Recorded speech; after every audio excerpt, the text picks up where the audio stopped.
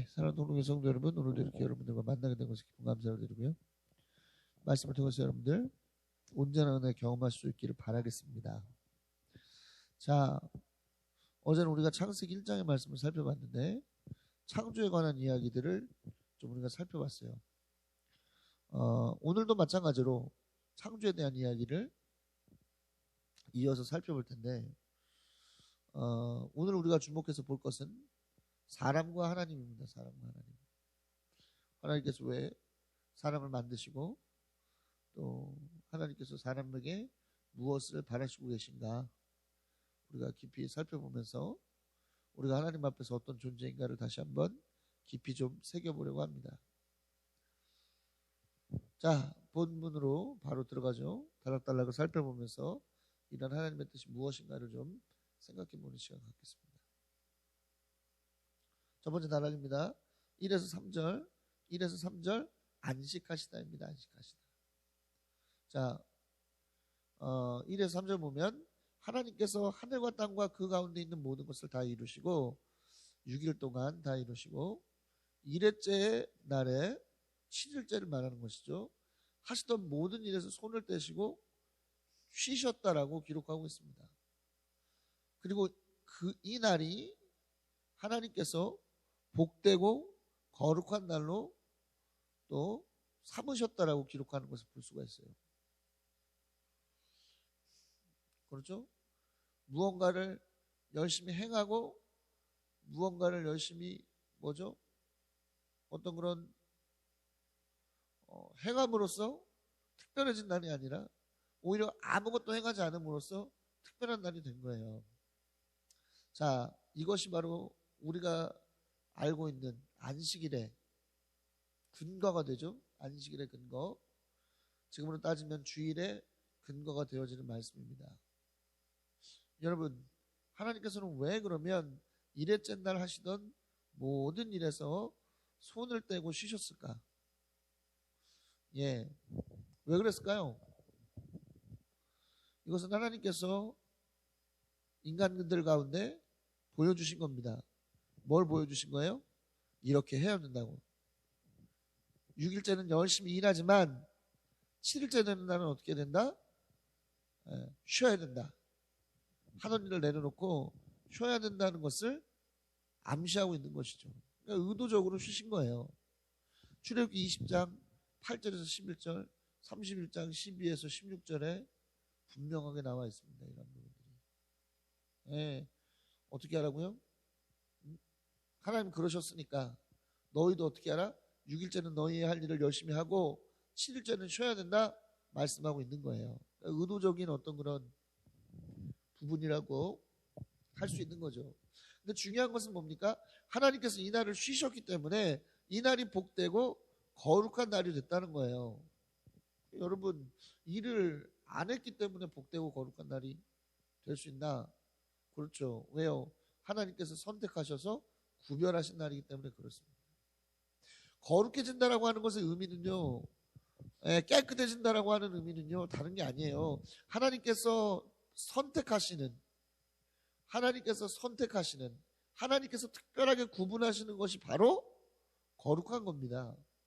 하나님께서는 다른 날도 아니라 이 7일째 되는 날을 선택하셨고 따로 구분하셨기 때문에 이 날은 거룩한 날이에요.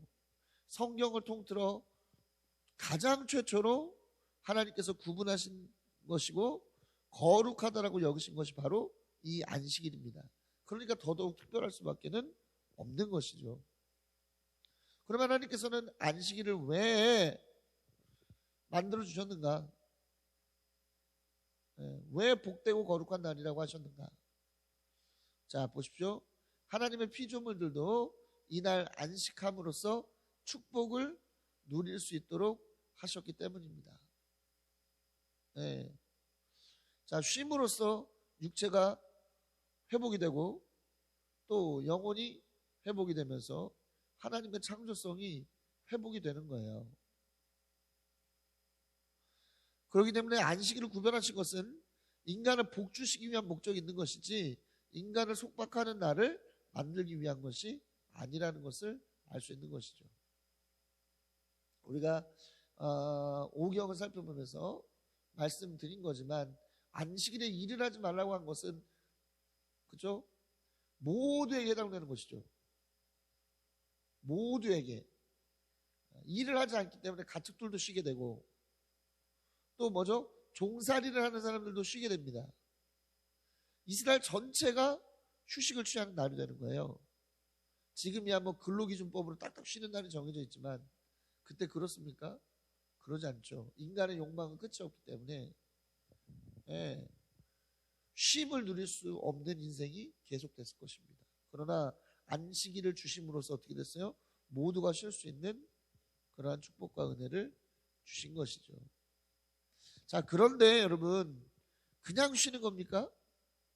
그냥 쉬는 거예요? 아니죠. 하나님께서는 어떻게 됩니까? 안식일을 보내는 방법으로 나중에 뭘 주세요? 예배하는 것을 알려주십니다. 레위기 24장 58절 보면 제사장들에게 24장 5에서 8절 보면 제사장들에게 안식일에 드려야 될 예배를 말씀하셔요. 네, 이스라엘 백성들이 축복되고 그쵸? 축복과 또 은혜를 누리기 위해서 안식일에 주신 이러한 은혜를 누리기 위해서 해야 될 일이 하나님께 예배하는 것이라는 것을 분명하게 말씀하고 있는 것이죠. 그렇기 때문에 우리가 안식일 해야 될 가장 중요한 일이 여기 있어요. 뭡니까? 하나님을 예배하는 거. 그냥 쉬지. 왜 우리가 교회를 가야 되느냐 굳이 주일날. 이것 때문입니다. 왜요? 안식일을 통해서 하나님께 주시는 복과 은혜를 우리가 누리기 위해서 우리의 육체가 쉼을 얻고 우리의 영혼이 회복되어져서 우리가 정말로 하나님께서 창조하신 목적대로 다시금 살아갈 수 있는 그러한 영혼의 기능이 회복되는 그러한 복과 은혜를 누릴 수 있는 날이 안식일이기 때문이라는 거예요. 그렇기 때문에 하나님을 진령과 진정으로 예배하는 것이 바로 안식일의 최우선 과제라 할 수 있는 겁니다. 이게 되어지지 않으면서 그냥 예배는 나가지만 이거 언제 끝나나, 이거 언제 끝나지? 이런 생각으로 하루를 보내면서 예배 끝나고 빨리 놀러 가야지 이런 생각만 잔뜩 하면서 안식일을 보내는 것은, 주일을 보내는 것은 결코 온당한 안식일일 수 없다는 거예요. 하나님의 만남에 대한, 하나님과의 만남에 대한 기대, 하나님께서 주시는 어떤 그런 말씀에 대한 소망, 그 말씀을 통해서 내 영혼이 회복되고 살아날 것에 대한 확신이라는 것이 없으면 우리는 온전한 안식일을 보낼 수 없는 것이라고 성경 말씀하고 있는 겁니다. 그런데 나중에 이런 문제가 생기잖아요. 나중에 예수님 시대 가면 바리새인과 서기관들은 뭐예요? 이러한 예배에 대한, 하나님을 깊이 예배하고 하나님과의 어떤 관계 속에서 창조성이 회복되어지는 그러한 것이 중요한 게 아니라 뭐다? 안식일에 일했냐 안 했냐, 안식일에 일했냐 안 했냐, 이건 일이고 저건 일이 아니고 껍데기만 가지고 안식일에 대해서 주장하는 모습이 나오지 않습니까? 이거 탈피해야 되는 거예요. 우리는 이러한 수준에서 우리는 탈피해야만 하는 겁니다. 그래서 그렇죠. 예수님 안식일에 손 마른 자를 고치는 게 옳으냐? 이거 당연한 거죠. 왜? 손 마른 자가 그 마른 손에서 회복됨으로써 하나님의 창조의 본성을 회복하는 거 아닙니까? 안식일이 그런 날인데 당연히 그렇습니다. 옳은 일입니다 해야 되는데 뭐 하고 있는 거예요? 껍데기만 보는 거지. 저 손 마른 걸 펴는 것은, 사람을 고치는 것은 저거는 뭐다? 일하는 거다. 저거 안 되는 거다. 껍데기만 가지고. 껍데기가 아니라 중요한 것은 알맹이죠. 안식일의 알맹이는 우리가 쉼으로써 하나님께서 우리에게 주시는 창조의 본성을 회복하는 것입니다. 날마다 우리의 안식일이 이러한 어떤 은혜가 넘치는 안식일이 될 수 있기를 바라겠습니다. 두 번째 단락입니다. 4에서 14절 에덴 동산입니다. 에덴 동산. 자, 4에서 14절을 보면 우리가 잘 아는 에덴 동산, 에덴 동산이라고 하는 곳에 대한 설명이 나옵니다. 에덴 동산이란 하나님께서 인간에게 주신 최초의 하나님 나라의 땅이라고 할 수가 있죠. 자, 먼저는 에덴 동산을 설명할 때 인간 창조 이전의 땅의 상태를 설명합니다. 비가 내리지 않았어요. 땅을 갈 사람도 없습니다. 그래서 땅에 나무도 없고 풀 한 포기도 없어요. 좀 황폐한 상태로 땅이 그냥 방치되어 있는 것을 볼 수가 있어요. 땅에서 물이 솟아서 온 땅을 적시고 있는데도 충분히 이 땅이 풍성한 소출을 누릴 수 있는 환경이 제공되었음에도 불구하고 이 땅을 갈고 관리할 사람이 없었기 때문에 땅이 황폐해져 있는 상태라고 말하고 있는 겁니다. 여러분, 땅이라고 하는 것은요, 어떻게 관리되느냐가 중요한 거예요. 놔두면 황폐해집니다. 우리가 단기선교 갔을 때 기억나십니까? 거창에 단기선교 갈 때? 그러면 그곳에 논을 이렇게 소개시켜 주시죠, 목사님이. 근데 보면 어때요? 어떤 농사 지으시는 분이 아프거나 이래가지고 논이 방치되면 어떻게 됩니까?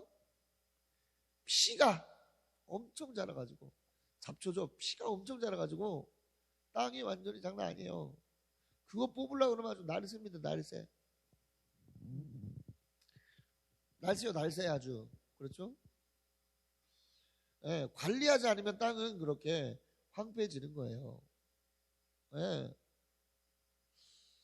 중요한 포인트입니다. 이게 바로 사람이 창조되어져야만 하는 이유가 제공되죠. 뭐요? 하나님께서 창조하신 땅을 어떻게 하기 위해서? 관리하기 위해서. 이건 곧 무엇을 말하느냐? 사람이 창조된 목적은 하나님의 필요에 의한 목적을 가지고 창조되었다는 거예요. 그렇죠? 하나님의 땅은 비전이라고 할 수 있습니다. 그러니까 하나님께서 맡기신 사명, 비전을 감당하기 위한 목적, 이 땅 안에서 이루어질 그 비전을 위한 목적을 가지고 하나님께서 우리를 만드셨다는 거예요. 그러니까 인간이 단순한 존재가 아니죠. 예, 인간이 단순한 존재가 아닙니다. 하나님께서 만드신 땅을 관리할 수 있는 관리자로 하나님과 동역하기 위한 목적으로 만들어진 거예요. 여러분, 땅은 비전이죠. 그렇기 때문에 우리 각 사람에게는 하나님께 주신 비전이 있는 겁니다. 그래서 그 비전을 이루는 삶, 그 비전을 향해 나아가는 삶이 우리 가운데 이루어져야 하나님께서 창조하신 목적에 부합한 인생일 수 있는 거예요.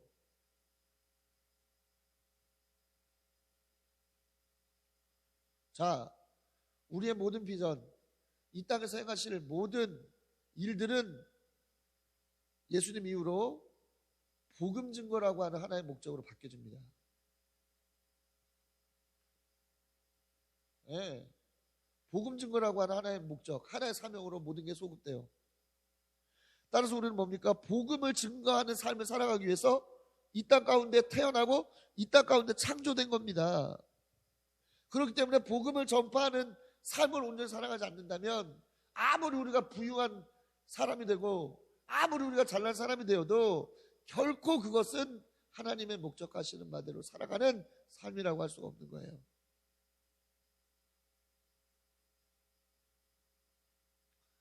복음 전파의 삶을 사십시오. 그러려면 뭐가 돼야 됩니까? 예수님을 믿어야 되고요. 또 뭐죠? 예수님과의 깊은 관계, 하나님과의 깊은 관계를 늘 나누어야 되는 것입니다. 그렇죠? 관리자가 관리를 하나님의 뜻대로 제대로 하려면 뭐가 필요해요? 주인의 뜻을 알아야 되잖아요. 주인의 뜻을 알고 주인과 늘 소통해야 제대로 관리할 수 있는 것처럼 하나님께서 우리 가운데 사명을 주시고 그 사명을 우리가 이루어가는 그 과정 가운데 있기 위해서는 뭐가 필요합니까? 우리를 만드시고 우리에게 사명을 주신 하나님의 그 뜻, 우리는 알아야 돼요. 그 뜻을 알기 위해서 우리 하나님과 교제합니다. 하나님께 기도하고 하나님께 예배하고 하나님의 말씀을 보는 거예요.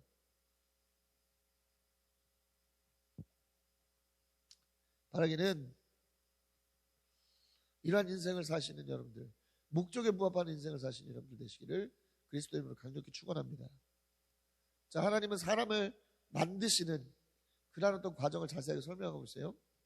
자, 땅의 흙으로 빚어서 만드셨죠. 말씀하신 것이 이루어진 게 아니라 하나님께서 손수 빚으셨어요. 땅의 흙으로 빚었다는 것에서 또 인간이 땅과의 깊은 연관성을 갖고 있다는 것을 드러내죠. 여러분, 빚으셨다는 것이 뭡니까? 명확한 계획 안에서 이루어지는 거예요. 어떻게 만들어야 되겠다. 그렇죠. 어떻게 이거를 해야 되겠다. 명확한 계획을 가지고 빚는 거죠. 이건 아주 특별한 예술 행위예요. 인간의 존엄한 가치가 다시 한번 드러나죠. 인간이 존엄한 이유는 뭐다? 인간의 인권이 주어진 이유는 뭐다? 하나님의 특별한 계획과 하나님의 특별한 어떤 그런 은혜로 인간이 창조되었기 때문이다 라는 것을 다시 한번 알 수가 있습니다. 하나님 이렇게 귀한 가치를 사람에게 부여하셨어요. 왜? 사람이 단순히 어떤 그런 뭡니까? 관상어나 이런 거 같은 존재가 아니라 뭐죠? 하나님의 어떤 그런 사명의 동역자니까. 하나님이 하시고자 하시는 일의 동역자고, 그렇죠? 하나님께서 만드신 이 땅을 하나님을 대신하여 다스려야 될 특별한 목적을 가진 존재들이기 때문에 하나님 특별히 창조하신 겁니다. 하나님은 만드시고 뭐 하셨어요? 생기를 불어넣으셨습니다. 여기서 말하는 생기는 에스겔서 37장 5절에 나온 마른 뼈들에게 부어진 생기와 같은 거예요. 하나님의 생기가 부어지니까 살아있는 존재가 됐죠. 이것은 뭡니까? 인간의 생명이란 하나님의 손길에 있음을 다시 한번 드러내요. 하나님을 떠난 인간은 살아도 산 것이 아닌 겁니다. 그래서 생명은 주님 손 안에 있고요. 인간의 생명은 주님께서 불어넣으시는 숨에 의해서 좌우되는 겁니다. 우리는 우리가 잘하면, 우리가 관리를 잘하고, 우리가 의학의 힘을 빌리고 뭐 어쩌고 저쩌고 하면 우리가 건강하게 살고 제대로 살아갈 것이라고 우리 생각합니다. 겉으로 볼 땐 그럴 수 있어요. 겉으로 볼 땐 그럴 수 있습니다. 그러나 뭐가 말라갑니까? 하나님께서 우리에게 부어주신 뭐죠? 하나님의 형상, 우리를 특별하게 만드는 그 존재가 사라져요. 죽어갑니다. 살아도 산 것 같지 않은 인생이 돼서 살아가는 거예요. 좀비 같은 인생. 네. 오직 예수 그리스도를 믿는 믿음을 통해서 우리의 영혼이 살아나고 하나님의 형상이 회복되고 우리의 목적을 명확하게 깨달아서 하나님께서 우리 가운데 창조하신 목적에 따라 열심히 하나님께서 맡기신 사명을 감당하며 살아가야 제대로 살아있는 존재가 되는 것이고, 제대로 살아있는 존재가 되어야만 뭐죠? 우리는 진짜 살아있는 사람이라고 하나님은 보시는 겁니다. 살아있는 여러분들 되시기를 바랍니다. 자, 에덴 동산의 모습을 구체적으로 그리고 있죠. 동쪽의 에덴 동산을 일구셨다 그랬는데 이것은 이스라엘 동쪽을 말하는 것이고요. 아라비아나 메소포타미아 지역 중 하나가 아니겠느냐 추정합니다. 뭐 정확한 위치는 알 수 없어요. 왜? 하나님께서는 뭐 에덴 동산을 인간이 접근할 수 없게 닫아 놓으셨기 때문에 뭐 거기가 어딘지 어떻게 생겼는지 우리는 알 수 없습니다. 그저 성경에 기록되어 있는 것을 통해서만 우리는 알 수 있어요. 하나님 보시기에 아름답고 먹기 좋은 열매와 온갖 나무들이 땅에서 자라나게 하셨다 그랬는데 이것은 뭡니까? 풍성하게 공급하시는 하나님의 은혜를 나타냅니다. 먹고 산다는 것, 삶의 문제 하나님께서 풍성하게 해결해 주셨다. 네. 하나님 만들었으니까 또 그리고 하나님께서 맡겨주신 사명을 감당하기 위해서 하나님은 이렇게 은혜를 베푸시는 거예요. 우리에게 베푸시는 은혜도 우리가 목적이 있는 거예요. 우리가 어떤 목적을 가지고 살아가기 위해서 하나님께 주신 비전, 하나님께 주신 사명을 온전히 감당하게 하시기 위해서 은혜를 베풀어 주시는 것이지, 뭔가 보상적 측면에서 베풀어 주시는 것은 아니다라는 거예요. 그렇기 때문에 우리는 늘 뭐다? 어떠한 상황 속에서도 하나님께서 주시는 비전을 향해서 나아가는 삶을 살아가야 된다. 창조된 목적 가운데서 창조된 목적대로 살아가는 그런 삶이 되어야 된다는 것을 우리는 기억해야만 하겠습니다. 또 동산 한가운데 생명나무와 선악을 알게 하는 나무를 자라게 하셨다 말씀하고 있는데요. 이거 중요한 포인트죠. 이게 아마 이게 후에 굉장히 큰 복선이 됩니다. 여러분 아시다시피 선악을 알게 하는 나무의 의미는 내일 우리가 자세히 살펴보게 되겠죠. 3장을 통해서. 자, 강 하나가 흘러나와 동산을 지나 네 줄기로 갈라져서 강을 이뤘다고 얘기하는데요. 비손, 기혼, 티그리스, 유프라테스에 대한 강 이름이 나옵니다. 자, 네 강이 어디인지는 알지 못하지만 분명한 것은 에덴으로 부어진 하나님의 생명력이 온 땅으로 흘러들어갔다는 것을 상징하는 것입니다.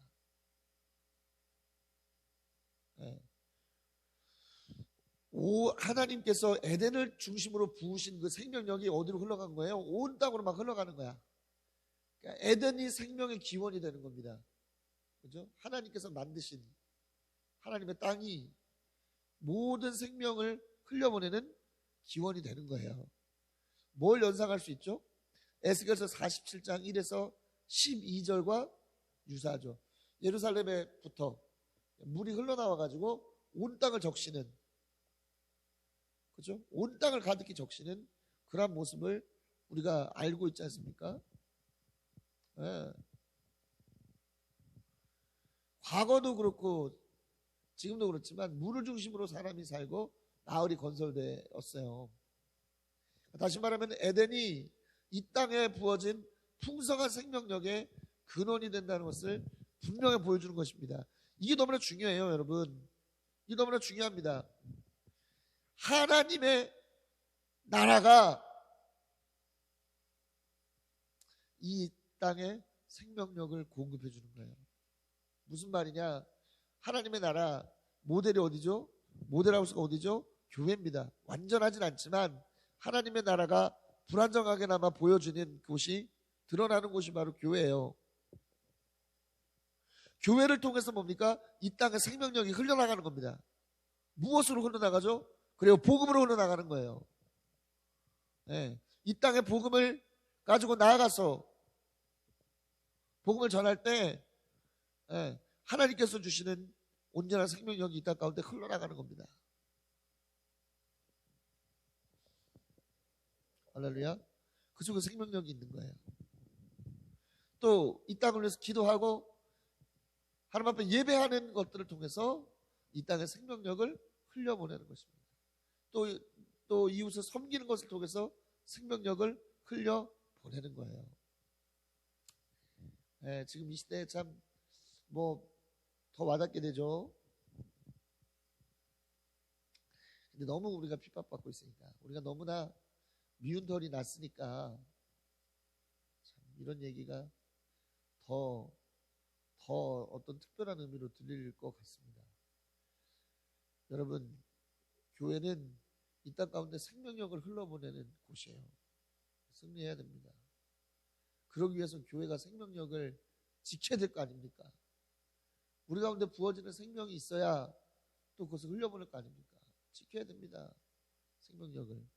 승리하는 우리가 되십시다. 자, 다음 단락 15에서 17절.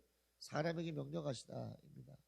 에덴 동산을 이렇게 설명하시고 난 뒤에 다시금 인간에 대한 설명을 또 하셔요.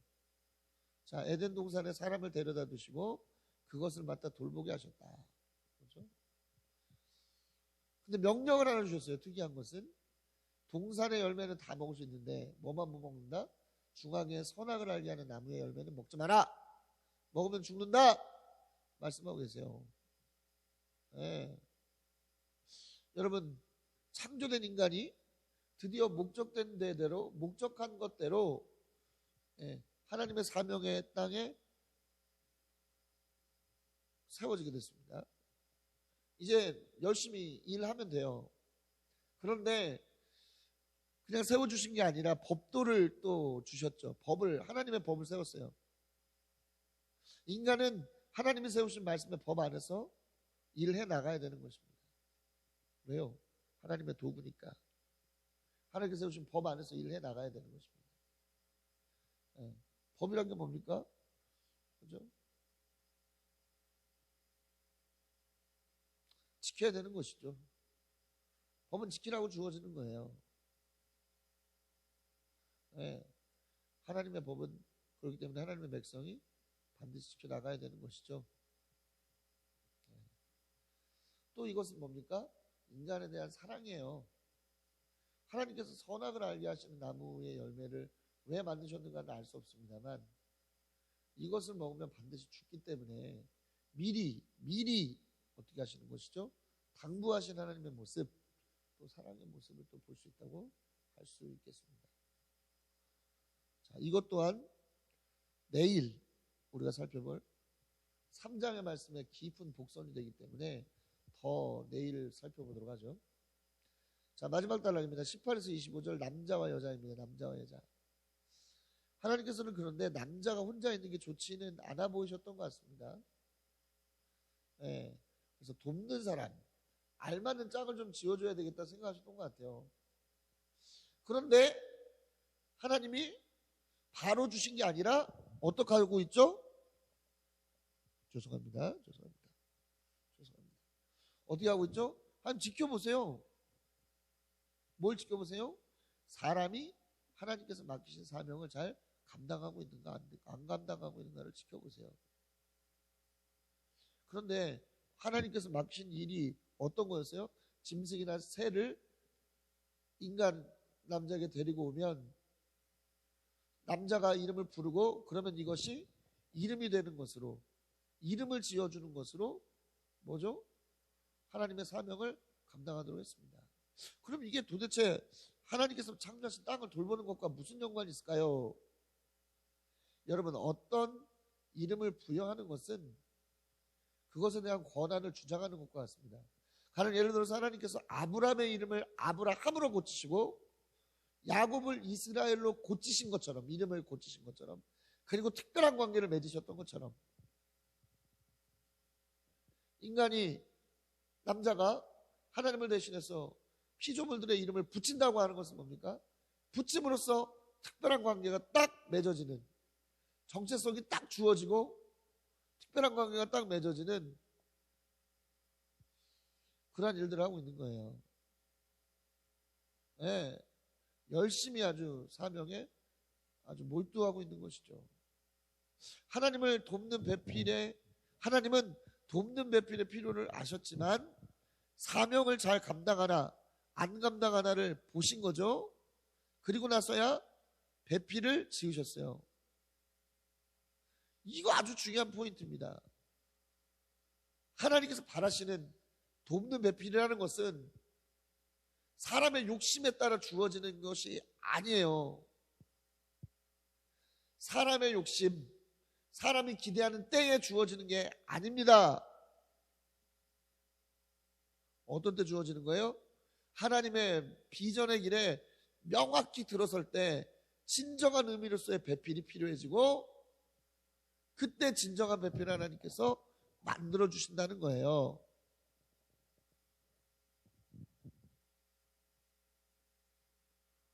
이게 무슨 말이냐?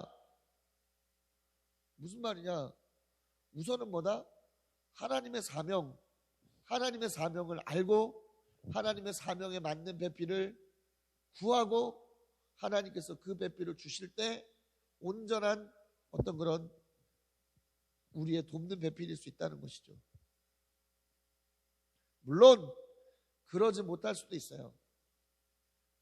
하지만 뭡니까? 늦게라도 사명을 바르게 알고 사명의 길로 들어서야만 부부는 비로소 서로에게 도움이 되는 돕는 배필이 될 수 있는 거예요.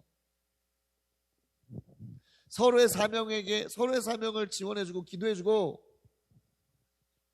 협력하는 그런 배필이 될 수 있는 겁니다. 사명의 길을 가지 않는데 돕는 배필이다? 불가능한 거예요. 왜 이 땅의 이혼율이 갈수록 높아지고 왜 다툼은 잦아집니까?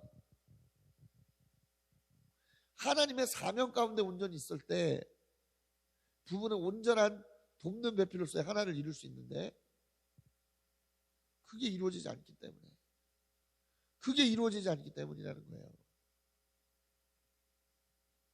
사랑하는 여러분, 여러분들의 가정이 하나님께서 주시는 명확한 비전을 통해서 서로 간에 돕는 배필로 하나가 되는 놀라운 은혜가 있게 되기를 그리스도 이름으로 간절히 축원합니다. 여러분들의 사명을 깨달았다면 여러분들의 부부관계는 돕는 배필로서의 관계로 세워지게 되는 은혜를 경험하게 될 것입니다. 이라는 은혜를 사모하신 여러분 되시길 바라요. 자, 또 중요한 게 있습니다. 돕는 배필을 지으실 때 하나님은 남자를 깊이 잠들게 하시고 갈비뼈 하나를 남자에게서 취해서 여자를 만드셨어요. 왜 갈비뼈일까? 뼈 중에 왜 갈비뼈일까요? 모르겠지. 갈비뼈라고 하는 것이 뭐 특별한 의미가 있는 게 특별한 의미가 있죠. 매튜 헨리 대단한 구약 주석가입니다. 매튜 헨리 이런 말을 했다 그래요. 굉장히 은혜가 돼서요. 여자가 남자를 능가하도록 그의 머리로부터 만들어진 것이 아니고 그에 의해서 짓밟히도록 그의 발로부터 만들어진 것이 아니라 그와 동등한 존재가 되도록 그의 옆구리로부터 보호받도록 그의 팔 아래에서 그리고 사랑받도록 그의 심장 가까이에서 만들어졌다. 아멘입니다. 아멘이에요. 하나님께서 갈비뼈로 여자를 만드신 것은 여자는 하등하고 남자는 그를 당연히 지배해도 된다라고 하는 남성 우월주의적인 어떤 그런 목적을 가지고 그러신 게 아니라는 겁니다. 갈비뼈가 어디 있어요? 가슴을 감싸고 있는 뼈죠. 네. 돕는 배필로서 남녀는 동등한 거예요. 물론 하나의 어떤 비전의 과정 속에서 주도해 나가는 어떤 그런 주도해 나갈 권한을 가진 그런 어떤 대상이 남자일 경우가 많습니다만, 그러나 그것이 여자일 경우에는 여자에게도 하나님께서는 가장의 권위를 주셨다는 거예요. 누가 있습니까? 브리스길라와 아굴라의 경우 말이죠. 예, 동등한 겁니다. 우리는 남자니까 가장이다?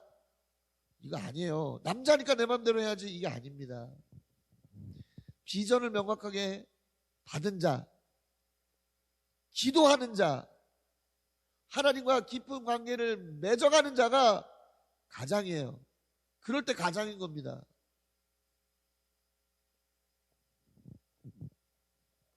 부부 가운데 더 깊이 하나님과 관계하고 더 깊이 기도하는 사람이 있다면 그 사람이 가장인 거예요. 그리고 하나님께서는 그 사람을 통해서 그 가정의 비전의 길을 주도하도록 하시는 겁니다. 동등한 것임을 알아야 돼요. 두 번째, 그러므로 하나님께서 남자에게 여자를 데려왔는데 이렇게 외치죠. 뼈도 나의 뼈, 살도 나의 살, 남자에게서 나왔으니 여자라고 부를 것이다. 이 표현은 굉장히 로맨틱한 표현입니다. 사실 자신과 하나를 이룰 사람에 대한 표현이라는 것이죠. 너와 내가 다를 바 없다. 내가 나이든 네가 나다. 뭐 이런 얘기예요. 닭살 돋는 얘기죠. 그렇죠? 예. 남자가 여자라고 부름으로써 권한을 주장하고 있죠. 왜요? 피조물에게 이름을 붙여주는 것이 뭐라고 그랬어요? 특별한 관계를 맺어가는, 그렇죠? 그런 일이라고 했잖아. 권한을 주장하는 것이라고 했잖아요. 여자를 부름으로써, 여자라고 부름으로써 남자가 여자에게 권한을 주장하게 되는 것이죠. 이것은 무슨 말이냐? 지배하라는 얘기 아니라, 압제하라는 얘기가 아니라, 여자도 남자가 돌봐야 하는 영역 중에 하나가 되었다는 겁니다. 그래서 이것이 다음으로 넘어가는 거예요. 남자는 아버지와 어머니를 떠나 여자와 결합하여 한 몸을 이룬다는 것으로 이어지는 겁니다. 왜요? 부모를 봉양하는 책임보다 아내를 돌보는 책임이 더 막중해졌다는 것을 말하고 있는 거예요.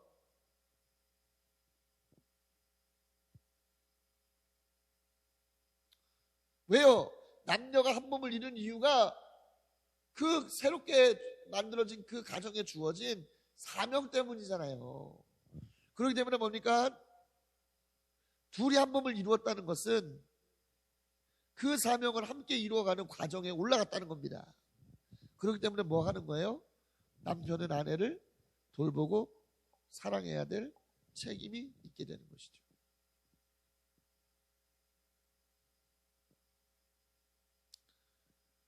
또 부인은 가장인 남편의 권위에 순종해야 되는 부분이 생기는 거죠. 그러나 아까도 말씀드렸듯이 하나님과 깊이 관계하고 그 사명 가운데 이끌어가고 있는 사람이 여자라고 한다면 이 관계가 뒤집어질 수도 있습니다. 뭐 아무튼 뭐다? 부모를 봉양하는 책임보다 아내를 돌보는 것이 더 무거운 것이라는 거죠. 그렇다고 해서 부모를 버리라는 얘기가 아닙니다. 부모를 봉양하는 일, 왜 이거는 10계명의 5계명에 해당할 정도로 하나님께서 이웃사랑의 가장 첫머리로 두실 정도로 중요한 부분이에요. 하지만 뭐가 문제입니까? 뭐가 문제예요? 부모를 섬기는 것과 부모를 의지하는 것은 다르죠. 네. 부모를 의지하는 것도 달라? 이 시대는 그쵸? 부모가 자녀를 봉양하는 시대가 됐죠. 나이가 40 죽을 때까지 자식을 봉양하는 그런 시대가 됐어요. 그래서 부모를 떠나 부모의 영향력을 떠나 독립된 개체로서 그죠? 독립된 개체로서 부부와 함께 한 몸을 이뤄가는 그러한 일들을 실현하기가 어려워요. 네, 어렵습니다. 부모의 입김에 따라서 부모 의지하고, 그래서 캥거루 세대라고 그러고 헬리콥터 세대라고 하잖아요. 그래도 우리는 이것을 기억해야 됩니다. 결혼했으면 부모가 아니야. 결혼했으면 의지해야 될 게 부모가 아닙니다. 뭐 뻑하면 무슨 일만 있으면 엄마한테 가고 아빠한테 가는 게 아니에요. 뭡니까? 부부가 이제는 뭐예요? 하나의 어떤 개체로서 모든 인생을 주도해 나가야 되는 거예요. 네, 부모에게서 온전히 독립된, 정서적으로 모든 면에서 독립된 그런 개체가 돼야 되는 겁니다.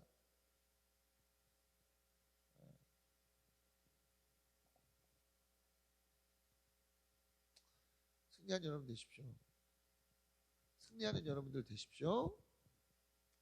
자, 이렇게 한 몸이 된 부부 사이는 벌거벗고 있었지만 서로 부끄러워하지 않았다라고 이야기합니다.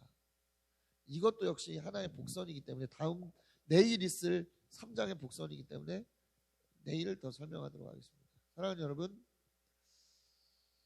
사람이라고 하는 것은요, 분명한 목적이 있음을 여러분 기억하십시오. 하나님께서 우리 가운데 주시는 목적 가운데 우리 서 있습니다. 이 목적을 분명히 기억하시고 이 목적대로 살아가는 여러분 되시기를 그리스도의 이름으로 강력히 축원합니다.